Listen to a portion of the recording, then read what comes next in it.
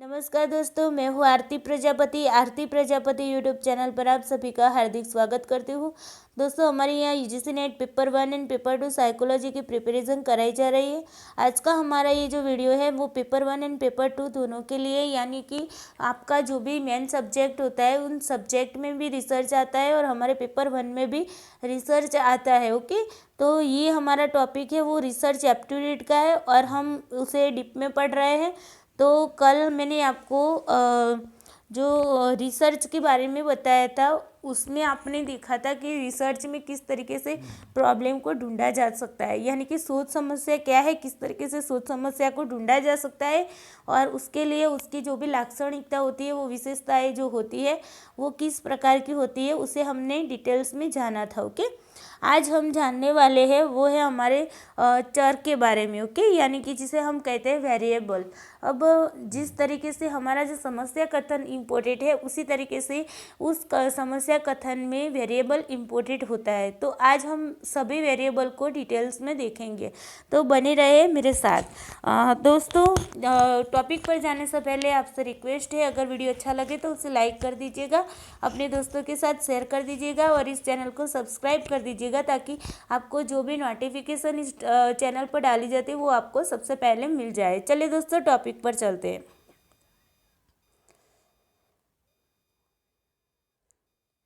सबसे पहले दोस्तों चर का अर्थ एवं स्वरूप के बारे में थोड़ा सा जान लेते हैं कि चर क्या है, वेरिएबल क्या है। ओके, वेरिएबल का मीनिंग हम थोड़ा सा देख लेते हैं। तो चर को वेरिएबल्स कहा जाता है जिसका मान परिवर्तित होता रहता है या होता रहता है, उसे चर कहते हैं। देखिए, जो भी चरता है, चर को हम प्रदत्त भी कह सकते हैं, प्रदत्त। ओके, प्रदत्त का मतलब क्या होता है, उसकी अगर संधि विच्छेद करो तो उसे आपको मिलेगा प्र प्लस दत्त। ओके, तो प्र का मतलब होगा पहले दिया, पहले से। ओके, प्र का मतलब क्या होगा, पहले से, और दत्त का मतलब होगा दिया गया हो, जो पहले से दिया गया हो, जो चरता हो। चरता का मतलब क्या है, जो चलता हो। ओके, चरता का मतलब है जो चलता हो, जो परिवर्तित हो, उसे ही हम क्या कहेंगे, चर कहेंगे। आगे देखते हैं कि यहाँ पर डी एमेटो जो मनोवैज्ञानिक है उन्होंने चर की व्याख्या दी है। तो देखते हैं क्या दी है उन्होंने। किसी प्राणी, वस्तु या चीज़ के मापने योग्य गुणों को चर कहा जाता है। यानी कि कोई भी प्राणी है, कोई वस्तु है, कोई चीज़ है, कोई घटना है, तो उसमें जो भी मापने योग्य जो गुण होते हैं उसमें, उनको ही हम क्या कहेंगे, चर कहेंगे। इसका मतलब हुआ कि जो चर होते हैं वो गुणों का मापन, अगर हम जिस गुणों का मापन कर सकते हैं, जिस गुणों को हम माप सकते हैं, उसे ही हम चर कहते हैं। ओके, चर में मापे जाने का गुण होना चाहिए। देखिए, यहाँ पर मैंने अभी आपको बताया ना कि जिनमें वो गुण होना चाहिए जो हम माप सके। ओके, तो चर में मापे जाने का गुण होना चाहिए। चर का गुणात्मक एवं मात्रात्मक रूप से मापन किया जाता है। देखिए, चर जो है उसका हम गुणों के आधार पर भी मापन कर सकते हैं और मात्रा के आधार पर भी मापन कर सकते हैं।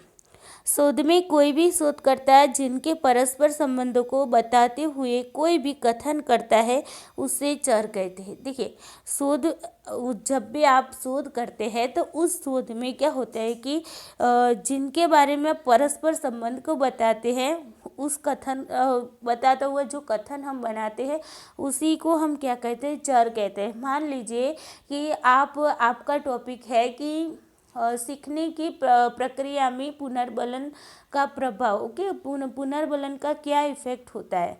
तो यहाँ पर आपका जो पुनर्बलन है, वो पुनर्बलन और सीखने की जो प्रक्रिया है, उन दोनों के बीच कोई ना कोई रिलेशनशिप होगा, कोई ना कोई संबंध होगा। ओके, अगर पुनर्बलन दिया जाता है तो क्या बच्चों की सीखने की प्रक्रिया में कोई सुधार आता है या नहीं आता है। ओके, तो ये जो सीखने की प्रक्रिया है और जो पुनर्बलन है, उन्हें हम क्या कहेंगे, उन दोनों को हम चर कहेंगे। क्या कहेंगे, चर कहेंगे। ओके, तो यहाँ पर आपको चर का जो अर्थ है और उसके स्वरूप के बारे में पता चल गया होगा। अगर यहाँ से कोई क्वेश्चन आ सकता है तो इस तरीके से आपको कथन दिए जाएंगे और बताए जाएंगे इसमें से चर की विशेषता क्या है। ओके, तो आपको ये बातें याद रखनी है। उसके बाद देखते हैं अब आते हैं चरों के प्रकार की बात करते हैं, टाइप्स ऑफ वेरिएबल। ओके, तो वेरिएबल के कितने टाइप्स हैं? देखिए, वेरिएबल के बहुत सारे टाइप्स हैं। यहाँ पर मैंने जितने भी टाइप्स थे उसे लेने की कोशिश की है। ओके, तो देखिए वेरिएबल के बहुत सारे प्रकार है, इसीलिए हम इसे ये फिक्स नहीं कह सकते कि इतने वेरिएबल है। ओके, मेनली मैंने आपको बताया थी मेनली 3 चर होते हैं। जो हमारी जो सोच समस्या होती है उसमें मेनली हमारे 3 वेरिएबल होते हैं, और उसके बाद कई सारे वेरिएबल भी हो सकते हैं। ओके, लेकिन मेनली 3 वेरिएबल होते हैं, और वो कौन कौन से? स्वतंत्र चर, परतंत्र चर और नियंत्रण चर। ओके, इनके बारे में हम आगे जानने वाले, सभी चरों के बारे में। उसके बाद है सक्रिय चर तथा गुण चर। उसके बाद है गुणात्मक चर तथा मात्रात्मक चर। मात्रात्मक चर के भी 2 प्रकार हैं, वो है सतत चर और असतत चर, वास्तविक चर तथा अवास्तविक चर, और बाह्य चर, आंतरिक चर तथा मध्यस्थ चर। ये सारे चर के प्रकार है। तो इन सारे प्रकारों को हम स्टेप बाय स्टेप अलग अलग से पढ़ते हैं। चलिए देखते हैं। ओके,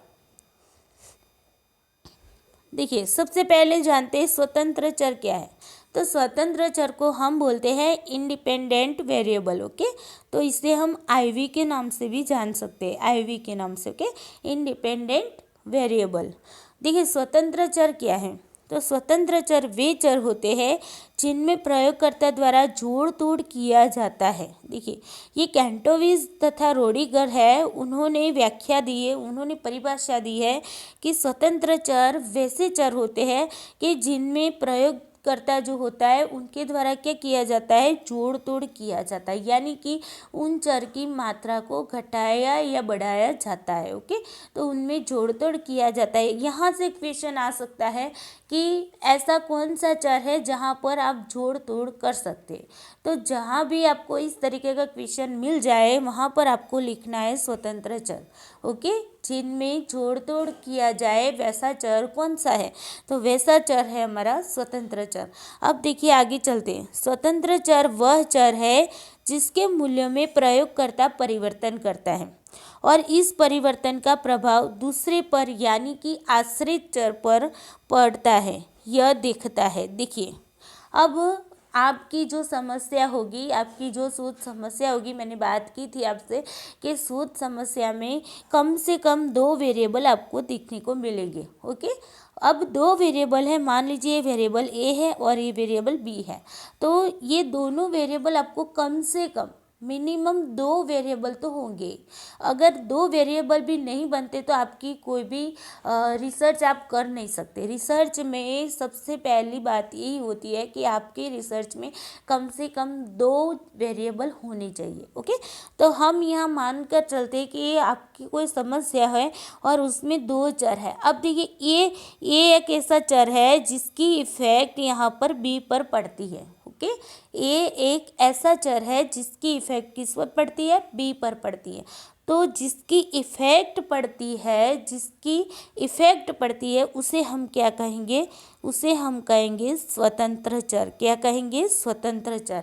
तो ये हमारा हो गया है इंडिपेंडेंट वेरिएबल। ओके, अब देखिए बी ऐसा चर है जिस पर ए की असर पड़ती है। देखिए, ये ए की असर किस पर पड़ती है? बी पर पड़ती है।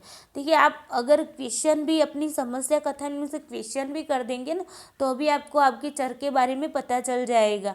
ओके, किसकी असर पड़ रही है? तो स्वतंत्र चर की असर पड़ रही। किस पर पड़ रही है?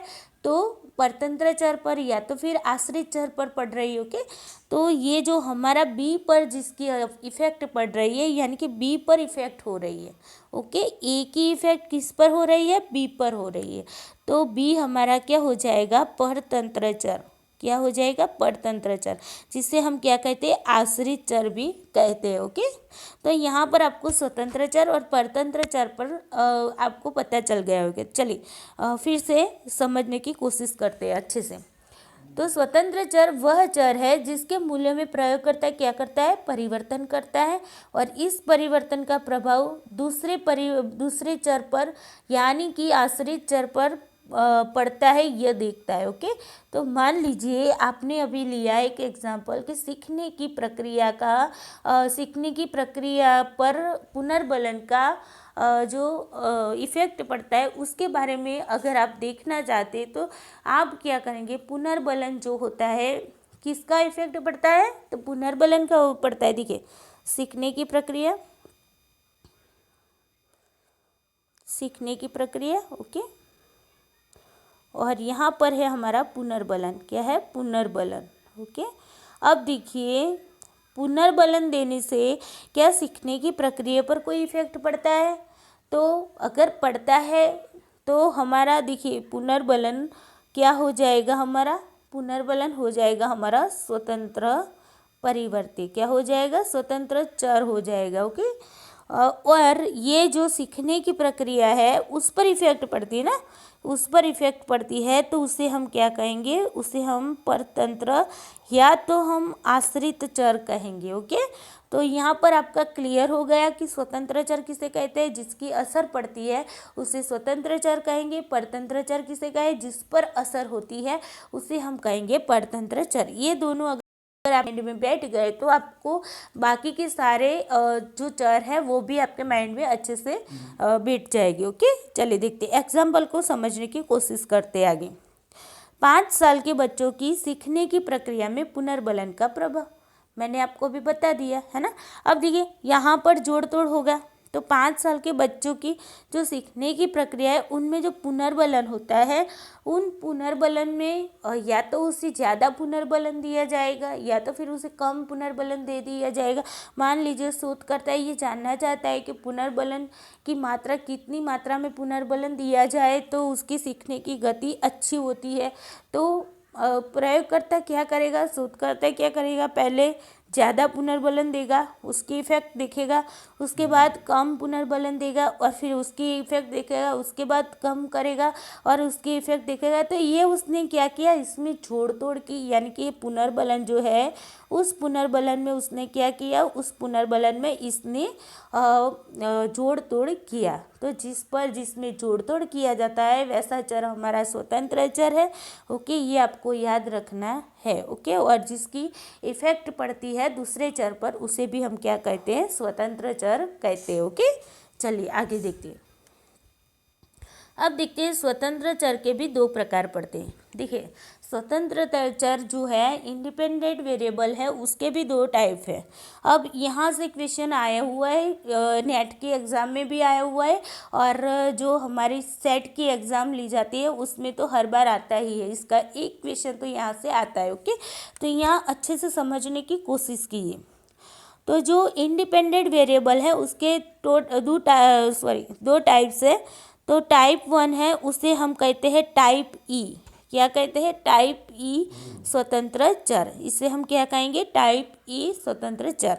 और दूसरा हमारा है टाइप एस स्वतंत्र चर। अब देखिए टाइप ई स्वतंत्र चर है वो किसे कहा जाएगा उसके बारे में थोड़ा सा देख लेते हैं। तो टाइप ई स्वतंत्र चर ऐसा स्वतंत्र चर है जब शोधकर्ता प्रयोग के स्वतंत्र चर में जोड़ तोड़ सीधे या प्रयोगात्मक ढंग से करता है, वैसे चर को टाइप ई स्वतंत्र चर कहा जाता है, जैसे कि पाठ की लंबाई का सीखने की प्रक्रिया पर प्रभाव। चलिए एग्जाम्पल के तौर पर जानते हैं। तो यहाँ पर हमने एग्जाम्पल लिया है कि पाठ की जो लंबाई है, आप बच्चों को सिखा रहे हैं, मान लीजिए आपका पाठ है तो उसकी लंबाई ज़्यादा है, तो आप यहाँ पर क्या करेंगे, ये पाठ की जो लंबाई है उसकी सीखने की प्रक्रिया पर क्या प्रभाव पड़ता है ये अगर आपको जानना है तो आप करेंगे, सबसे पहले बच्चों को पूरा पाठ सिखाएंगे या तो फिर उसे थोड़ा सा कट कर देंगे, या मान लीजिए आधा पाठ उसे सिखाएंगे, उसके बाद आप उससे भी आधा पाठ सिखाएंगे। तो ये क्या कर रहे हैं, आप पाठ जब पढ़ाते हो उसी टाइम पर आप सीधे ही उस पर उसकी लंबाई को कम कर देते हैं। ओके, यानी कि यहाँ पर क्या करते हैं, आप सीधे ही उसमें जोड़ तोड़ करते हैं। ओके, तो ये बात हुई हमारे टाइप ई में। तो टाइप ई में क्या होता है कि टाइप ई में आप जब भी स्वतंत्र चर की इफेक्ट जब देखने जाएंगे तो स्वतंत्र चर में सीधे ही आप क्या करेंगे, उसमें जोड़ तोड़ करेंगे। तो जहाँ पर जहाँ पर सीधे ही आप जोड़ तोड़ करते हैं स्वतंत्र चर में, तो उसे हम कहेंगे, ऐसे चर को हम क्या कहेंगे, टाइप ई स्वतंत्र चर कहेंगे। ओके, अब देखते हैं टाइप एस स्वतंत्र चर। तो देखिए टाइप ई में हमने देखा कि सीधे ही आप क्या करते हैं, वहाँ पर जोड़ तोड़ करते हैं, लेकिन यहाँ पर आप सीधे जोड़ तोड़ नहीं कर पाते। यहाँ पर आपको क्या करना होता है, यहाँ पर आपको उसका चयन करना पड़ता है, उस चरों का आपको चयन करना पड़ता है। चयन करने के बाद उसमें आप क्या करते हैं, जोड़ तोड़ करते हैं। ओके, तो यहाँ पर आप सीधे यहाँ पर देखिए, जब शोधकर्ता प्रयोग के स्वतंत्र चर में जोड़ तोड़ सीधे न करके चयन द्वारा उसमें जोड़ तोड़ करते हैं। जोड़ तोड़ तो दोनों में ही होगी, लेकिन ई में क्या होगा, ई में आप सीधे ही डायरेक्ट आप उसमें जोड़ तोड़ कर पाते हैं, लेकिन एस में क्या होगा, आप डायरेक्टली उसमें जोड़ तोड़ नहीं कर पाएंगे। किस तरीके से, एग्जाम्पल देखते हैं। तो देखिए आयु है, तो आपने किसी, मान लीजिए आपने, यहाँ पर हमने एक आगे एग्जाम्पल लिया था, थोड़ा सा मैं बैक चलती हूँ। यहाँ पर हमने एक एग्जाम्पल लिया था, देखिए कि 5 साल के बच्चों की सीखने की प्रक्रिया में पुनर्बलन का प्रभाव। अब देखिए यहाँ पर आपने 5 साल के बच्चे की यहाँ पर आपने क्या किया, 5 साल के बच्चे लिए, है ना, आयु आपने 5 साल के बच्चे लिए, तो क्या आपके सामने जो 5 साल के बच्चे हैं उसमें क्या आप सीधे जोड़ तोड़ कर पाएंगे? 5 साल के बच्चे को क्या आप 3 साल का बच्चा बना पाएंगे? तो बिल्कुल ही नहीं बना पाएंगे। या तो फिर 5 साल के बच्चे को आप 7 साल का बच्चा बना पाएंगे? बिल्कुल भी नहीं बना पाएगी। जो पार्ट की लंबाई है वो आपके साथ है, आपके सामने, तो वो पार्ट की लंबाई को आप अपनी तरह से उसमें ज़्यादा या कम कर सकते हैं, लेकिन क्या यहाँ पर जो आयु होती है उस आयु को आप, उस बच्चे की आयु को आप बढ़ा या घटा सकते नहीं है। तो यहाँ पर हमारा जो 5 साल के जो आयु है वो आयु कैसी हो गई हमारी, वो आयु हमारी एस टाइप के स्वतंत्र चर हो गए, जिसमें हम सीधे किसी भी प्रकार का जोड़ तोड़ नहीं करते। लेकिन इसमें हमें क्या करना पड़ेगा, तो यहाँ पर हमें करना पड़ेगा, देखिए यहाँ पर हम क्या करेंगे, तो आपने 5 साल के बच्चे पर आपने अगर यहाँ पर प्रयोग कर रहे हैं और आपको ये जानना कि 7 साल के बच्चे पर उसकी जो सीखने की प्रक्रिया है उस पर क्या इफेक्ट पड़ता है, तो आपको क्या करना पड़ेगा, तो आपको 7 साल के बच्चे अलग से लेने पड़ेंगे। ओके, क्या करना पड़ेगा, 7 साल के बच्चे अलग से लेने पड़ेंगे, उसका चयन करना पड़ेगा। तो ऐसे ही आपको, ऐसे ही चर को आप क्या कहेंगे, टाइप एस, यानी कि टाइप एस प्रकार के स्वतंत्र चर कहा जाएगा। तो यहाँ पर डिफरेंस थोड़ा ही है, अगर समझेंगे अच्छे से तो समझ में आ जाएगा। देखिए टाइप ई में आपने सीधा आप क्या करते हैं, जोड़ तोड़ करते हैं, और टाइप एस में आप सीधा जोड़ तोड़ नहीं कर पाते, लेकिन उसका चयन करके आप क्या करते हैं, उसमें जोड़ तोड़ करते हैं। ओके, आगे देखते हैं। यहाँ पर एग्जाम्पल के तौर पे देखते हैं, स्वतंत्र टाइप एस में देख लेते हैं। टाइप एस में देखिए और एग्जाम्पल यौन, ओके, सेक्स जिसे कहते हैं, धर्म, ओके, उसके बाद बुद्धि, उसके बाद अभिक्षमता। तो ये सारी जो बातें हैं वो हमारे टाइप एस प्रकार के क्या है, स्वतंत्र चर है। तो यहाँ पर आपको क्वेश्चन किस तरीके से बनता है ये भी बता देती हूँ। यहाँ पर आपको बताया गया होगा कि मान लीजिए आपको बुद्धि, अभिक्षमता एक किस प्रकार के स्वतंत्र चर है, इस तरीके से क्वेश्चन पूछा जाता है। तो बुद्धि अभिक्षमता जो होती है, तो ये हमारे टाइप एस प्रकार के स्वतंत्र चर है। ओके, जिसमें हम सीधे डायरेक्टली उसमें हम जोड़ तोड़ नहीं कर पाते हैं। तो इस बातों को आपको याद रखना है। ओके, चलिए आगे देखते हैं। अब चलते हैं आश्रित चर, जिसे हम डिपेंडेंट वेरिएबल कहते हैं।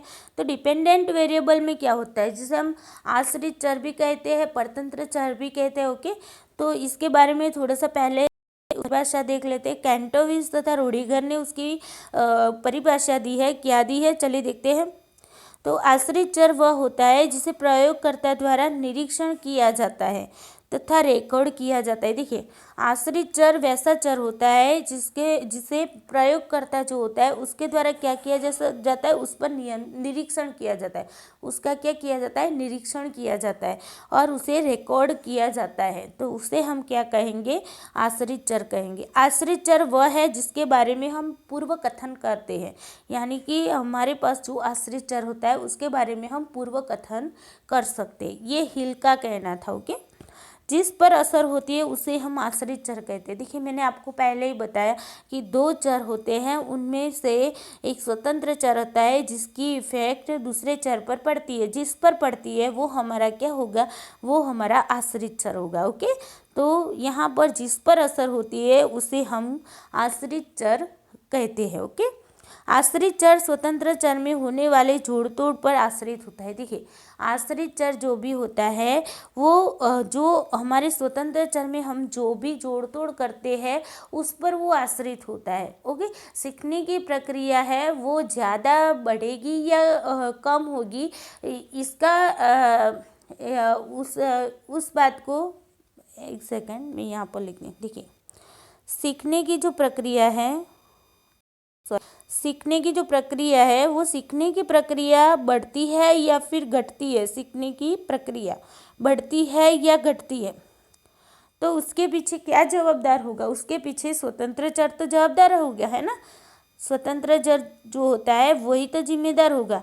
तो स्वतंत्र चर में अगर आप उसमें जोड़ेंगे कुछ या फिर उसमें से तोड़ेंगे, यानी कि उसमें जोड़ तोड़ करेंगे, तो उसकी इफेक्ट से यहाँ पर सीखने की प्रक्रिया पर पड़ने वाली है। यानी कि सीखने की प्रक्रिया पर जो भी इफेक्ट पड़ती है, यानी कि जो भी आश्रित चर होता है वो स्वतंत्र चर पर कैसा होता है, आश्रित होती है। जब स्वतंत्र चर होता है वो किसी भी पर आश्रित नहीं होता, वो अनाश्रित होता है। स्वतंत्र चर जो होता है वो अनाश्रित होता है, यानी कि वो स्वतंत्र होता है। ओके, और जो आश्रित चर होता है वो किस पर डिपेंडेंट होता है, वो हमारे स्वतंत्र चर पर डिपेंडेंट होता है। मान लीजिए कक्षा में टीचर है और स्टूडेंट है, तो चलिए आप मुझे ये बताइए कि स्टूडेंट टीचर पर निर्भर होगा या फिर टीचर स्टूडेंट पर निर्भर होगा। तो आप बताइए कि मैम स्टूडेंट है वो टीचर पर निर्भर होगा, क्योंकि वो सीखने आया है, अपनी समस्या का समाधान करने जाता है ना। तो उसे किस पर डिपेंडेंट रहना पड़ेगा, टीचर पर। तो यहाँ पर टीचर हमारा स्वतंत्र चर बन जाता है, यानी कि इंडिपेंडेंट वेरिएबल बन जाता है, जबकि जो स्टूडेंट होता है वो क्या बन जाता है, हमारा डिपेंडेंट वेरिएबल बन जाता है। ओके, आश्रित चर स्वतंत्र चर में होने वाले जोड़ तोड़ पर आश्रित होता है। ओके, आश्रित चर संवेदनशील, वैध, विश्वसनीय होना चाहिए। देखिए, आश्रित चर जो होता है वो संवेदनशील होना चाहिए। संवेदनशील का मतलब क्या होता है, तो यहाँ पर देखिए कि संवेदनशील का मतलब होता है कि हम अभी देखा कि स्वतंत्र चर में जो परिवर्तन होता है वो परिवर्तन आश्रित चर में भी होता है। यानी कि हम स्वतंत्र चर में परिवर्तन करते हैं तो उसके परिवर्तन के साथ साथ आश्रित चर पर भी परिवर्तन होगा, तो उससे ही हम क्या कहते हैं, वो संवेदनशील है, ऐसा कह सकते हो कि अगर देखिए स्वतंत्र चर में परिवर्तन किया जाता है और आश्रित चर पर कोई भी इफेक्ट नहीं होता है तो हम कहेंगे वो संवेदनशील चर नहीं है। ओके, वो आश्रित चर नहीं है। आश्रित चर जो होता है वो वैध होना चाहिए। ओके, वैध का मतलब क्या होता है कि जिसका वो मापन करना चाहता है उसी का वो मापन करता है, उसे हम क्या कहते हैं, वैध। ओके, विश्वसनीय का मतलब क्या होता है कि एक बार आपने उस चर की इफेक्ट को चेक किया इस स्थिति में, फिर दूसरी बार आप वही स्थिति में उसी चर की इफेक्ट को चेक करेंगे तो क्या होगा, हमें एक ही जैसा परिणाम मिलेगा, तो उसे हम कहेंगे विश्वसनीय। ओके, तो आश्रित चर जो होता है वो कैसा होना चाहिए, वैध होना चाहिए, फिर विश्वसनीय होना चाहिए और संवेदनशील होना चाहिए। ये उसकी विशेषता है। ओके, अगर आपको क्वेश्चन पूछा जाए कि आश्रित चर कैसा होना चाहिए, तो आश्रित चर संवेदनशील होना चाहिए, वैध होना चाहिए और विश्वसनीय होना चाहिए। चलिए आगे देखते हैं। अब देखते हैं संगत चर के बारे में। तो देखिए, संगत चर किसे कहेंगे, तो जिसे हम रिलेवेंट वेरिएबल भी कहते हैं। ओके, तो संगत चर जो होते हैं वैसे चर को कहा जाता है जिसके प्रभाव को आश्रित चर पर चर यहाँ पर होगा, ओके, चर पर पढ़ने से प्रयोगकर्ता रोकता है। ठीक है, अब मान लीजिए कि कक्षा में कोई टीचर पढ़ा रहा है, ओके, और वो टीचर पढ़ा रहा है, उसकी बच्चों पर क्या इफ़ेक्ट हो रही है वो आपको जानना है। अब देखिए स्कूल में बच्चे हैं, टीचर है, क्लासरूम में है ना, दोनों क्लासरूम में है, ये क्लासरूम है। अब स्कूल के बाहर एक रोड है, तो यहाँ पर रोड पर जो आते जाते जो वाहन है, साधन है, उसकी आवाज़ यहाँ पर क्लासरूम में जाती है। अब टीचर जब बच्चों को पढ़ा रहे हैं तो बच्चे अच्छे से पढ़ रहे हैं, लेकिन रोड पर से कोई साधन जो यातायात के साधन होते हैं वो वहाँ से निकलते हैं, तो उसकी जो भी आवाज़ होती है उन आवाज़ की वजह से बच्चे एक ध्यान होकर जो टीचर की बात सुन रहे थे उस पर उनका ध्यान वहाँ से हटकर कहाँ जाता है, तो जो साधन यहाँ पर चल रहा है उसकी आवाज़ पर उनका ध्यान चला जाएगा। अब देखिए आवाज़ पर ध्यान चला जाता है तो बच्चे का जो सीखने की गति में थोड़ी सी क्या हो जाएगी, कमी आ जाएगी। ओके, तो ये बात अब देखिए यहाँ पर जो टीचर है, टीचर हमारा कैसा वेरिएबल हो गया, वो हमारा इंडिपेंडेंट वेरिएबल हो गया। जबकि बच्चे हैं तो बच्चे हमारे क्या हो गए, बच्चे जो सीखने की क्रिया है, सीखने की गति का हमें शोध करना है, रिसर्च करना है, शोध उसके बारे में जानना है, तो जो सीखने की प्रक्रिया है वो हमारी डिपेंडेंट वेरिएबल हो गई, यानी कि डीवी हो गया। ओके, अब देखिए बाहरी जो आवाज़ आ रही है जो यहाँ पर डीवी पर इफ़ेक्ट कर रही है, तो ये जो बाहरी आवाज़ है उसे हम कहेंगे, उसे हम क्या कहेंगे, संगत चर कहेंगे। क्या कहेंगे, संगत चर, जिसे हम नियंत्रण चर भी कहते हैं, बहिरंगी चर भी कहते हैं। ओके, जिसे हम रिलेवेंट चर भी कहते हैं। ओके, या तो फिर इसे हम कंट्रोलिंग चर भी कहेंगे। ओके, जो कंट्रोल, जिस पर हम कंट्रोल कर पाते हैं उसे हम कंट्रोलिंग चर भी कहेंगे। ओके, तो ये हुआ हमारा तीसरा जो रिलेवेंट वेरिएबल जिसे हम कंट्रोलिंग वेरिएबल भी कहते हैं। ओके, संगत चर।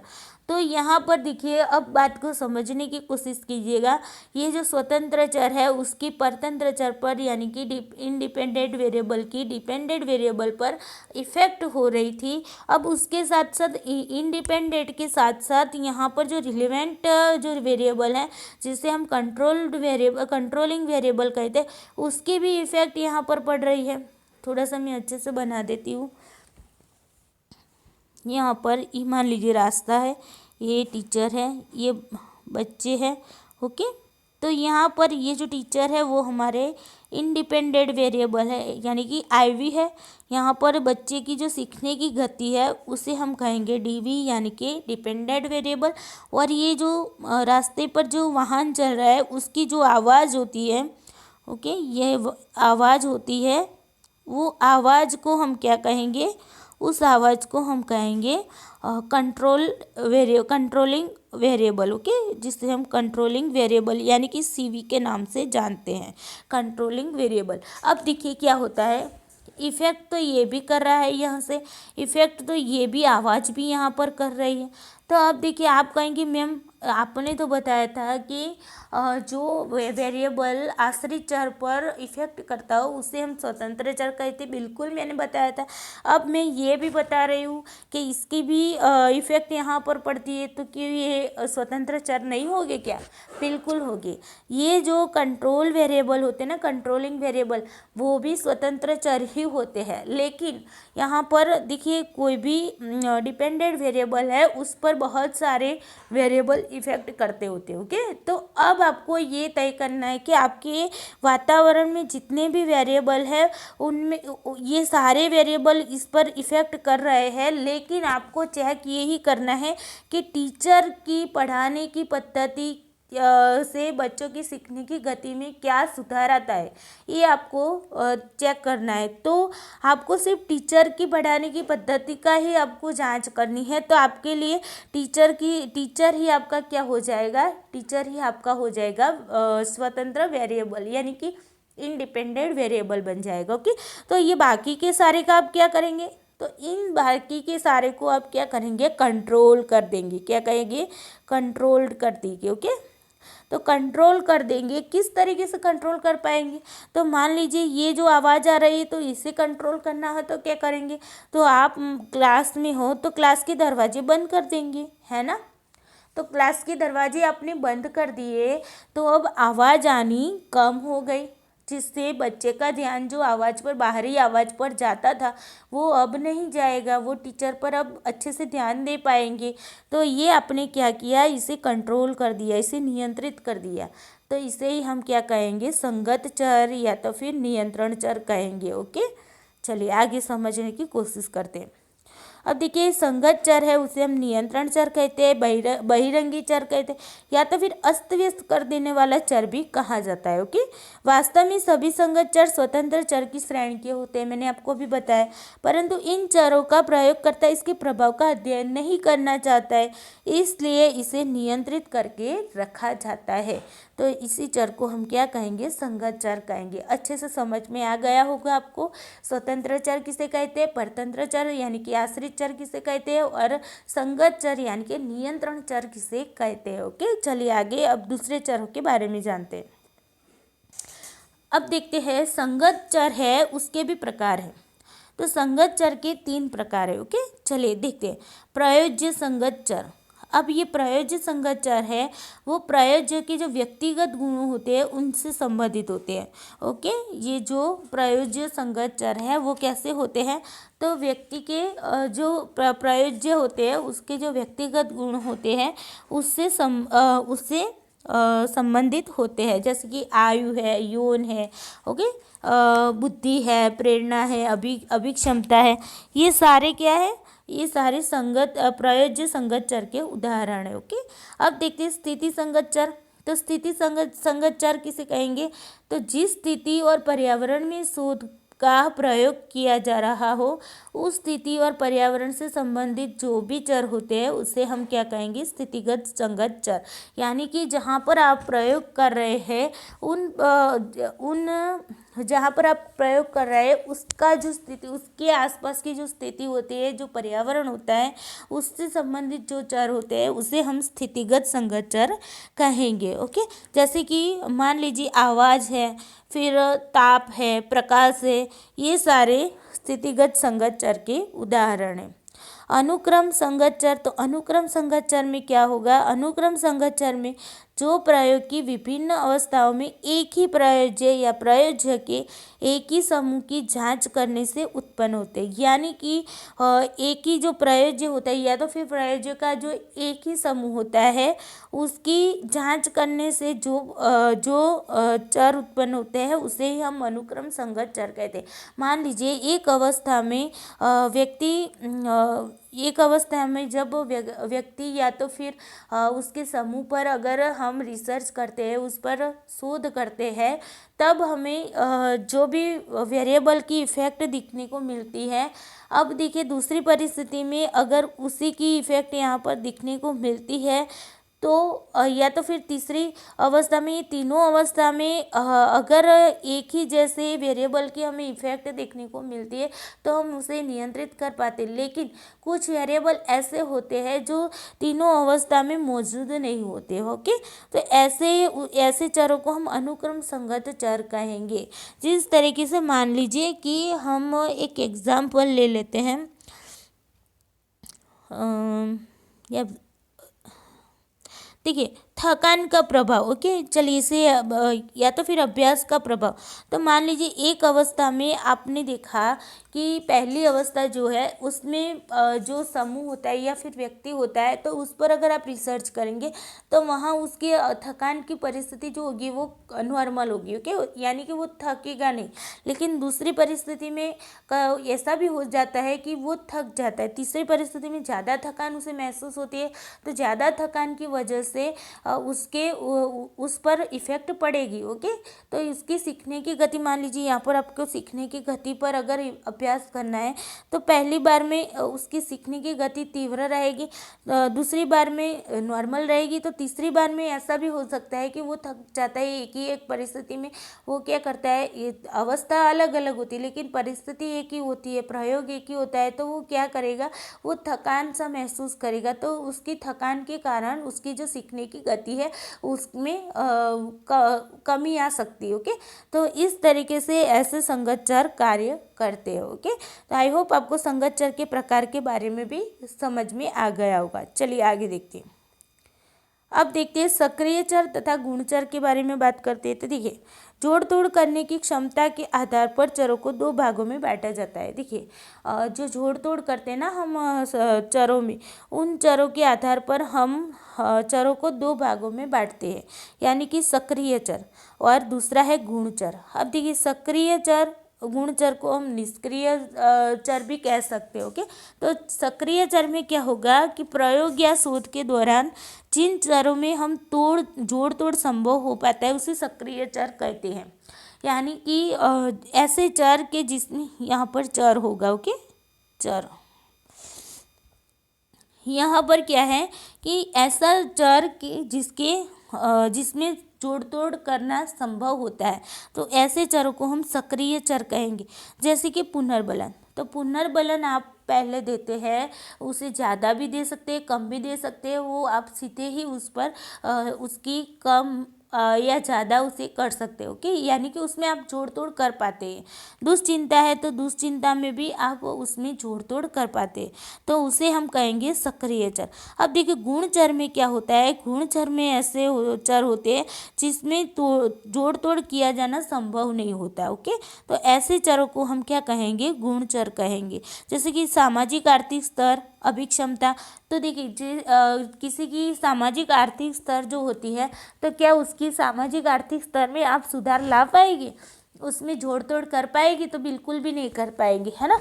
कोई गरीब है तो गरीब को आप अमीर नहीं बना पाएंगे, है ना, और अमीर है उसे आप गरीब नहीं बना पा सकते, है ना, तो उसमें आप जोड़ तोड़ नहीं कर पाते। तो ऐसे चरों को हम क्या कहेंगे, गुण चर कहेंगे। ओके, गुण चरों को जैविक चर भी कहा जाता है। ओके, यहाँ पर अगर क्वेश्चन पूछा जाए कि गुण चरों को कैसे चर कहा जाता है, तो जैविक चर कहा जाता है। चलिए आगे देखते हैं। अब देखते हैं गुणात्मक चर तथा मात्रात्मक चर। अब देखिए, गुणात्मक चर किसे कहेंगे और मात्रात्मक चर किसे कहेंगे। तो गुणात्मक चर उन्हें कहा जाता है जिसे हम मात्रा के रूप में सुव्यवस्थित नहीं कर सकते, यानी कि यहाँ पर गुणों को ध्यान में लिया जाता है, मात्रा को ध्यान में लिया जाता नहीं है।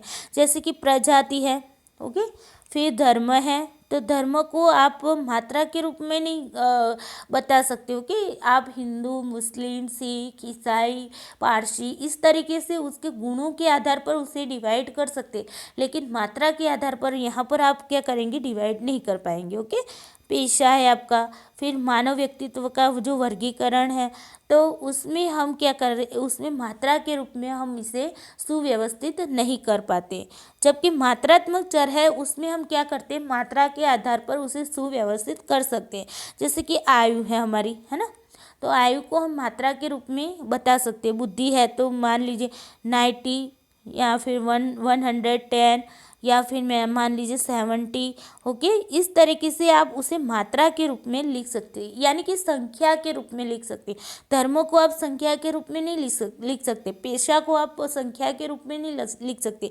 तो गुणात्मक चर में कैसे चर होंगे जिसे हम संख्या के रूप में नहीं लिख सकते, लेकिन मात्रात्मक चर जो होते हैं उसे हम क्या करते हैं, संख्या के रूप में लिख सकते हैं।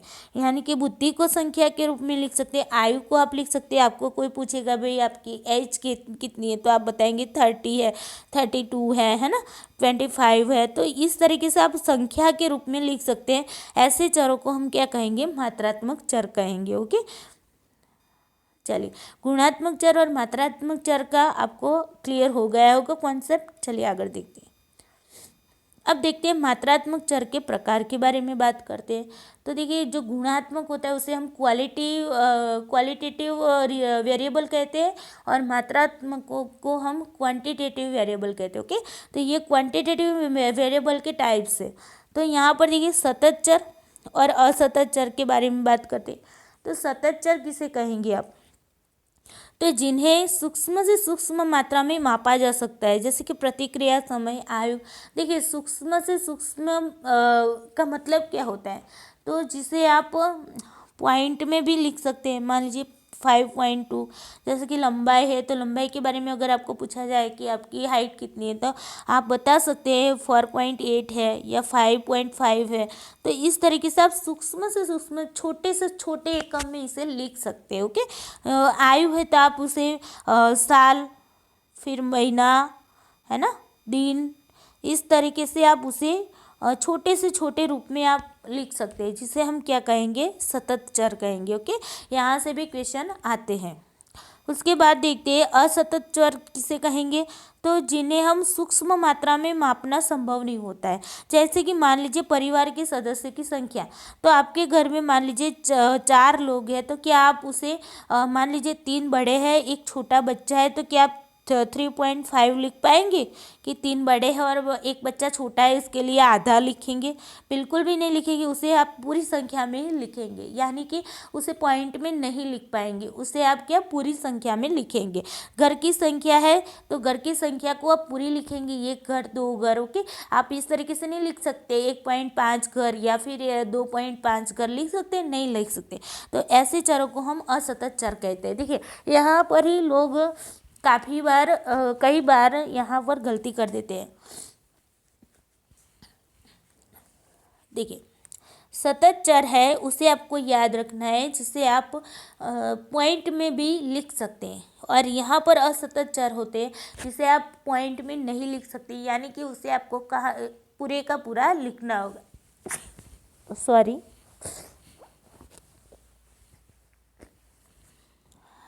सॉरी।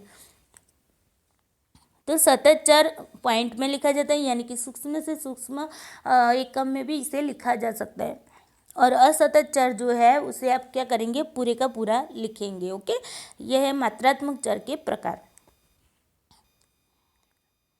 आगे देखते हैं वास्तविक चर तथा अवास्तविक चर। तो देखिए वास्तविक चर किसे कहेंगे, तो जिसे हम 2 भागों में बांटते हैं उसे हम वास्तविक चर कहेंगे। जैसे कि लिंगीय भेद, ओके, स्त्री पुरुष, विस्तार, शहरी विस्तार, ग्राम्य विस्तार, इस तरीके से जिन चरों को आप 2 भागों में ही सिर्फ और सिर्फ 2 भागों में बांट सकते हैं, उस चर को आप क्या कहेंगे, वास्तविक चर। जैसे और अवास्तविक चर किसे कहेंगे, तो जिसे आप 2 से अधिक भागों में बांटते हैं उसे हम कहेंगे अवास्तविक चर। जैसे कि बुद्धि लब्धि, तो बुद्धि लब्धि को आप सामान्य बुद्धि लब्धि, उच्च सामान्य बुद्धि लब्धि, उच्च बुद्धि लब्धि, है ना, फिर निम्न बुद्धि लब्धि, तो इस तरीके से आप 2 से ज़्यादा भागों में उसे बांटते हैं, तो ऐसे चरों को हम अवास्तविक कहते हैं। फिर से बता देती हूँ कि वास्तविक चर में 2 भागों में जिसे बांटा जाता है उसे वास्तविक चर कहते हैं, 2 से अधिक भागों में जहाँ पर बांटा जाता है उसे हम अवास्तविक चर कहते हैं। ओके, चलिए आगे देखते हैं। अब है बाह्य चर, आंतरिक चर तथा मध्यस्थ चर। तो यहाँ पर देखिए बाह्य चर हम किसे कहेंगे, तो बाह्य चर जिनके प्रभाव को रोका जाता है उसे हम कहेंगे बाह्य चर। ओके, तो मैंने आपको अभी एग्जाम्पल आगे दिया था कि टीचर है, ये बच्चे हैं, ओके, और यहाँ पर रोड है, रोड पर एक वाहन चल रहा है, बस चल रही है मान लीजिए, और इसकी आवाज़ जो है वो वॉल्यूम यहाँ पर आ रही है। ओके, ये वॉल्यूम यहाँ से आ रही है। ओके, तो देखिए बाह्य चर किसे कहेंगे, जिनके प्रभाव को रोका जाता है, यानी कि ये जो बाह्य वॉल्यूम है जो क्लासरूम में डिस्टर्ब कर रही है, और यहाँ पर हमने दरवाज़ा बंद कर दिया और उसकी जो आवाज़ है उसे आने से हमने क्या किया, रोक दिया, तो इस आवाज़ को हम क्या कहेंगे, बाह्य चर कहेंगे। ओके, इसे क्या कहेंगे, बाह्य चर कहेंगे, जिसे हम नियंत्रण चर भी कहते हैं। ओके, उसके बाद देखते हैं आंतरिक चर किसे कहेंगे, तो बाह्य चरों का प्रभाव जिस पर पड़ने से रोका जाता है, यानी कि ये जो आवाज़ है उसका प्रभाव किस पर पड़ने से रोकते हैं हम, तो यहाँ पर टीचर की जो आवाज़ आती है, टीचर जो बच्चे को पढ़ा रहे हैं, तो उन्हें जो डिस्टर्बेंस होती है उन डिस्टर्बेंस को हम रोक पाते हैं। तो यहाँ पर जो टीचर है वो क्या हो जाएंगे, हमारे आंतरिक चर हो जाएगी। ओके, और जब मध्यस्थ चर जो है जो जिनके माध्यम से बाह्य चरों के प्रभाव को रोका जाता है, यानी कि हमने क्या किया, बाह्य चरों यानी कि बाहर की जो आवाज़ है वो क्लासरूम में ना आए, इसके लिए हमने क्या कर दिया, इसके लिए हमने कर दिया दरवाज़ा बंद। क्या कर दिया, दरवाज़ा बंद कर दिया। अब ये दरवाज़ा बंद कर दिया, इसकी वजह से बाहरी आवाज़ अंदर आनी स्टॉप हो गई। तो ये दरवाज़ा जो है वो हमारा मध्यस्थ चर बन गया कि दरवाज़ा के माध्यम से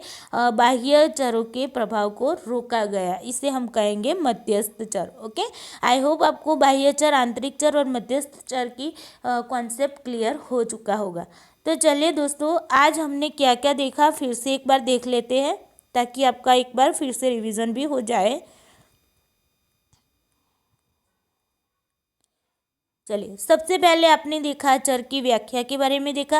वेरिएबल कहा जाता है चर को, और जो परिवर्तित होता है, ओके, जिसमें क्या है, जिसमें मापने का गुण होता है, उसे हम चर कहते हैं। चर गुणात्मक और मात्रात्मक रूप से मापन किया जा सकता है। और दो जिनमें शोधकर्ता क्या परस्पर संबंधों को बताते हुए कथन भी करता है, बराबर, ओके, उसे हम चर कहते हैं। चलिए आगे देखते हैं। फिर हमने देखा चरों के प्रकार के बारे में देखे। तो चरों के हमने बहुत सारे प्रकार देखे, स्वतंत्र चर, परतंत्र चर, नियंत्रण चर, सक्रिय चर, गुण चर, गुणात्मक चर, मात्रात्मक चर। मात्रात्मक चर के भी दो प्रकार हमने देखे, सतत चर और असतत चर, वास्तविक चर तथा अवास्तविक चर, बाह्य चर, आंतरिक चर तथा मध्यस्थ चर। ओके, चलिए आगे देखते हैं। हमने स्वतंत्र चर के बारे में बताया कि जिसकी इफेक्ट होती है उसे हम स्वतंत्र चर कहते हैं, जिसमें हम जोड़ तोड़ कर सकते हैं। ओके, उसके बाद देखते हैं स्वतंत्र चर के हमने दो प्रकार देखे, टाइप ई स्वतंत्र चर और टाइप एस स्वतंत्र चर।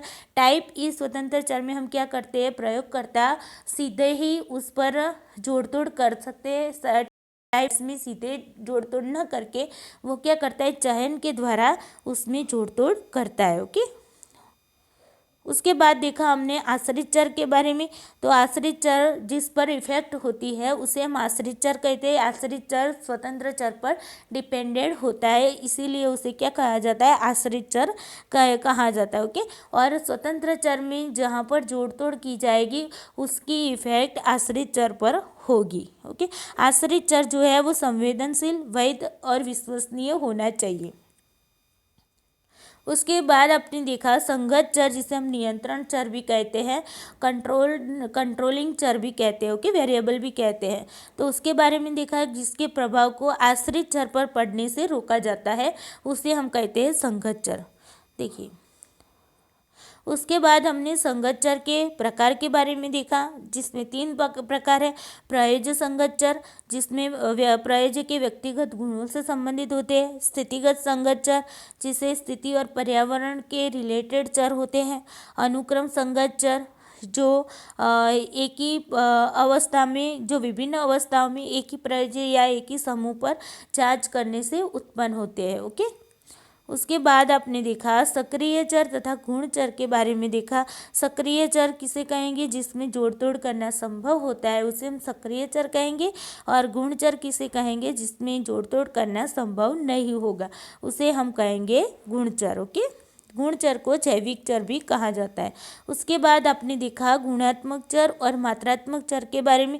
तो गुणात्मक चर में क्या होगा कि मात्रा के रूप में उसे सुव्यवस्थित नहीं किया जाता है। ओके, और मात्रात्मक चर में क्या होता है कि मात्रा के रूप में उसे लिखा जाता है। ओके, यानी कि बताया जो उसे मापा जाता है, मात्रा के रूप में उसे मापा जाता है।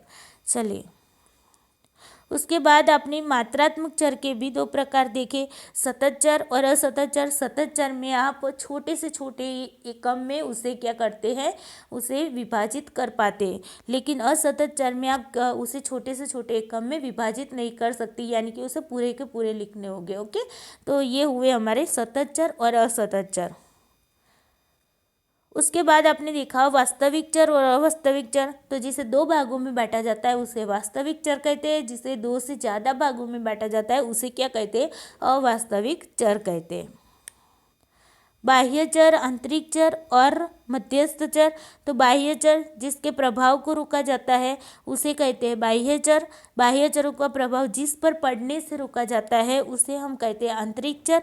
और मध्यस्थ चर जिनके माध्यम से बाह्य चरों के प्रभाव को रोका जाता है उसे हम कहते हैं मध्यस्थ चर। तो दोस्तों ये थी हमारी आज की क्लास वेरिएबल के बारे में। आई होप कि आपको वेरिएबल अच्छे से समझ में आ गए होंगे। अगर कोई डाउट है फिर भी तो आप कमेंट बॉक्स में कमेंट लिख सकते हैं। और अगर आपको आज का ये वीडियो अच्छा लगा हो तो इसे लाइक कर दीजिएगा, अपने दोस्तों के साथ शेयर कर दीजिएगा। और इस चैनल पर अगर नए हैं तो इस चैनल को सब्सक्राइब कर लीजिएगा। चलिए दोस्तों आज के लिए इतना ही। Thank you so much.